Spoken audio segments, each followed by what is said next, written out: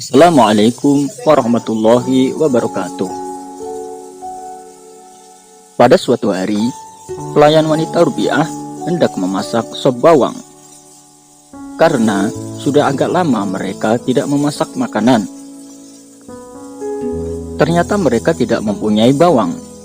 Si pelayan berkata kepada Rubiah, "Aku hendak meminta bawang kepada tetangga sebelah." Tetapi Robiah mencegah. "Telah 40 tahun aku berjanji kepada Allah tidak akan meminta sesuatu pun kecuali kepadanya.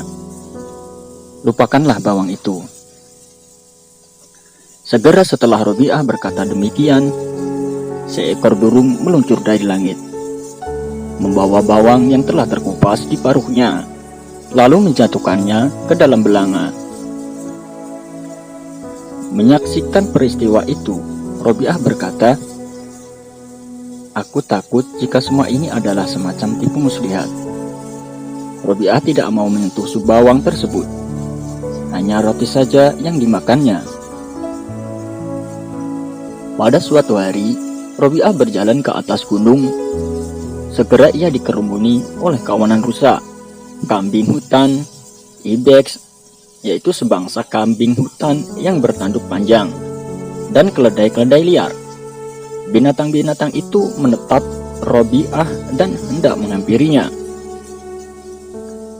Tanpa disangka-sangka, Hasan al-Basri datang pula ke tempat itu. Begitu melihat Robiah, segera ia datang menghampirinya. Tapi setelah melihat kedatangan Hasan, binatang-binatang tadi lari ketakutan dan meninggalkan Robiah.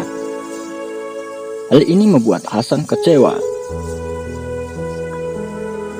"Mengapa binatang-binatang itu menghindari diriku, sedang mereka begitu jinak terhadapmu?" Hasan bertanya kepada Robiah, "Apakah yang telah engkau makan pada hari ini?" Robiah balik bertanya, "Sup bawang. Engkau telah memakan lemak binatang-binatang itu. Tidak mengherankan jika mereka lari ketakutan melihatmu." Di hari lain ketika Robiah lewat di depan rumah Hasan, saat itu Hasan termenung di jendela. Ia sedang menangis dan air matanya menetes jatuh mengenai pakaian Robiah. Mula-mula Robiah mengira hujan turun. Tetapi setelah ia menengadah ke atas dan melihat Hasan, sadarlah ia bahwa yang jatuh menetes itu adalah air mata Hasan.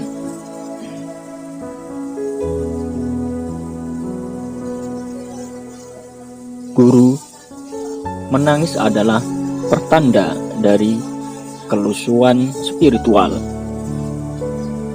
Ia berkata kepada Hasan, "Tahanlah air matamu. Jika tidak, di dalam dirimu akan menggelora samudra sehingga engkau tidak bisa mencari dirimu sendiri kecuali pada seorang raja yang maha perkasa." Teguran itu tidak enak didengar Hasan, namun ia tetap menahan diri. Di belakang hari ia bertemu dengan Robiah di tepi sebuah danau. Hasan menghamparkan sajadahnya di atas air dan berkata kepada Robiah, "Robiah, marilah kita melakukan sholat sunnah 2 rakaat di atas air." Robiah menjawab, "Hasan, jika engkau memperlihatkan kesaktian-kesaktianmu di tempat ramai ini, maka kesaktian-kesaktian itu haruslah yang tak dimiliki oleh orang-orang lain." Sesudah berkata, Robiah melemparkan sajadahnya ke udara. Kemudian ia melompat ke atasnya dan berseru kepada Hasan, "Naiklah kemari Hasan, agar orang-orang dapat menyaksikan kita." Hasan yang belum mencapai kepandaian seperti itu tidak bisa berkata apa-apa.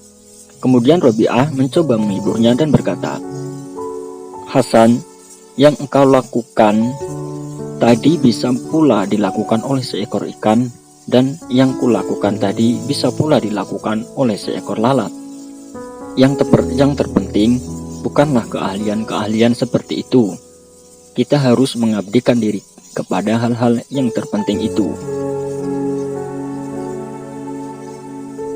Pada suatu malam, Hasan beserta 3 orang sahabatnya berkunjung ke rumah Robi'ah.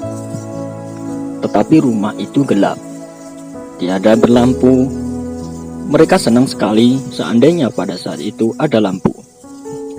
Maka Robi'ah meniup jari tangannya.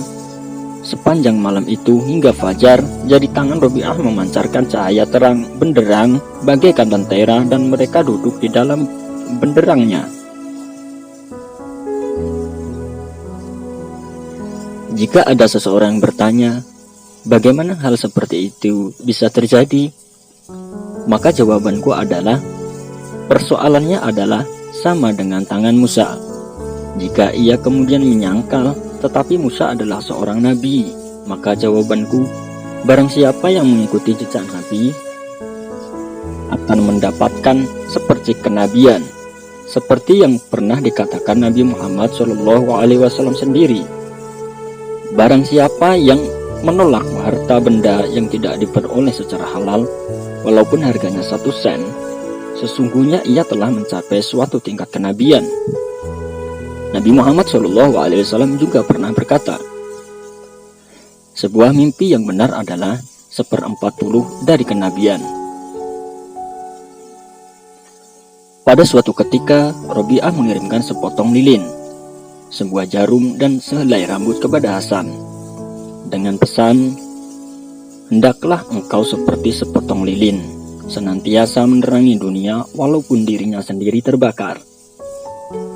Hendaklah engkau seperti sebuah jarum, senantiasa berbakti walaupun tidak memiliki apa-apa.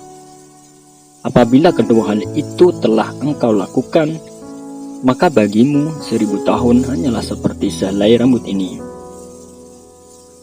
Apakah engkau menginginkan agar kita menikah? Tanya Hasan kepada Robi'ah. Tali pernikahan hanyalah untuk orang-orang yang memiliki keakuan. Di sini keakuan telah sirna, telah menjadi tiada, dan hanya ada melalui dia. Aku adalah miliknya. Aku hidup di bawah naungannya. Engkau harus melamar diriku kepadanya, bukan langsung kepada diriku sendiri. Bagaimanakah engkau telah menemukan rahasia ini, Robi'ah? Tanya Hasan. Aku lepaskan segala sesuatu yang telah kuperoleh kepadanya, jawab Robi'ah. Bagaimana engkau telah dapat mengenalnya? Hasan, engkau lebih suka bertanya, tetapi aku lebih suka menghayati, jawab Robi'ah. Suatu hari Robi'ah bertemu dengan seorang yang kepalanya dibalut. Mengapa engkau membalut kepalamu? Tanya Robi'ah. Karena aku merasa pusing, jawab lelaki itu. Berapakah umurmu? Robi'ah bertanya lagi. 30 tahun, jawabnya. Apakah engkau banyak menderita sakit dan merasa susah di dalam hidupmu? Tidak, jawabnya lagi. Selama 30 tahun engkau menikmati hidup yang sehat. Engkau tidak pernah mengenakan selubung kesyukuran. Tetapi baru malam ini saja kepalamu terasa pusing. Engkau telah mengenakan selubung keluh kesah, kata Robi'ah. Suatu ketika Robi'ah menyerahkan uang 40 dirham kepada seorang lelaki. Belikanlah kepadaku sebuah selimut, kata Robi'ah, karena aku tidak mempunyai pakaian lagi. Lelaki itu pun pergi, tetapi tidak lama kemudian ia kembali dan bertanya kepada Robi'ah, selimut berwarna apakah yang harus kubeli? Apa peduliku dengan warna? Robi'ah berkata, kembalikan uang itu kepadaku kembali. Diambilnya ke-4 buah dirham perak itu dan dilemparnya ke sungai Tigris. Suatu hari di musim semi, Robi'ah memasuki tempat tinggalnya. Kemudian melongok keluar karena pelayannya berseru, Ibu, keluarlah dan saksikanlah apa yang telah dilakukan oleh Sang Pencipta. Lebih baik engkaulah yang masuk kemari, Robi'ah menjawab, dan saksikanlah Sang Pencipta itu sendiri. Aku sedemikian asyik menatap sang pencipta sehingga apakah peduliku lagi terhadap ciptaannya? Beberapa orang datang mengunjungi Robiah dan menyaksikan betapa ia sedang memotong sekerat daging dengan giginya. "Apakah engkau tidak mempunyai pisau untuk memotong daging itu?" mereka bertanya. "Aku tak pernah menyimpan pisau di dalam rumah ini karena aku takut terluka," jawab Robiah. Demikianlah kisah keajaiban Robiah Al-Adawiyah. Semoga dari kisah-kisah tersebut kita dapat mengambil hikmah dan pelajarannya. Wassalamualaikum warahmatullahi wabarakatuh.